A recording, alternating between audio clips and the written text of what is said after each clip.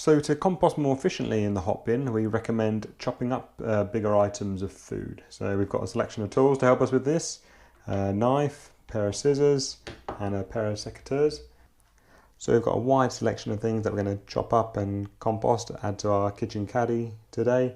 From fallen fruit, that's just spoiled and rotten.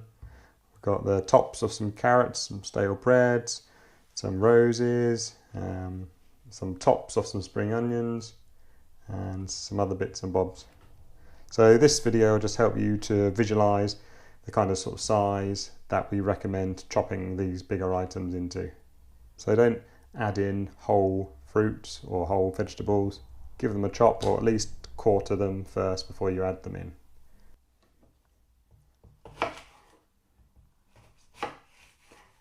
Chopping things up and then adding them to the hot bin will basically just increase the surface area and allow the bacteria to digest things quicker.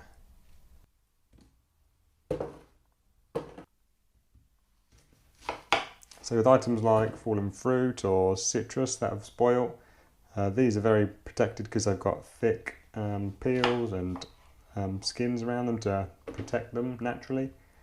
The more we can chop through these skins and these protective barriers, the easier it is again for the bacteria to break them down. And these carrots are still good, so we can use those.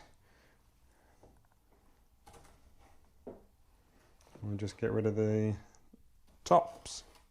Oh, there's a nice one.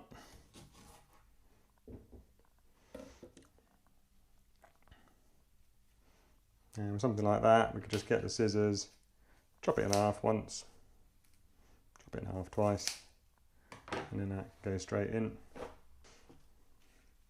Same again, spring onion tops, just chop them in with the scissors.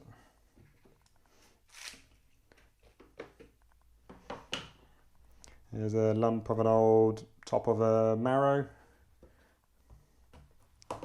in half once, in half again.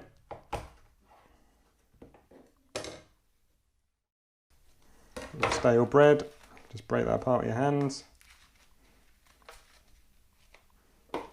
And then just the last few things, so got our rose stems, use the secateurs on those. I normally say in and around 4 centimetre mark, but you don't have to get your ruler out, just chop them up as best you can.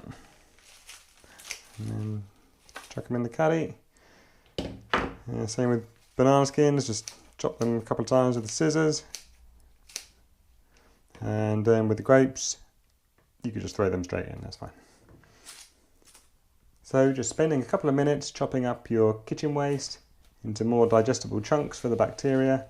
This will make things a lot quicker, it will allow you to generate heat quicker, and also allow you to get a good grade of compost in 30 to 90 days.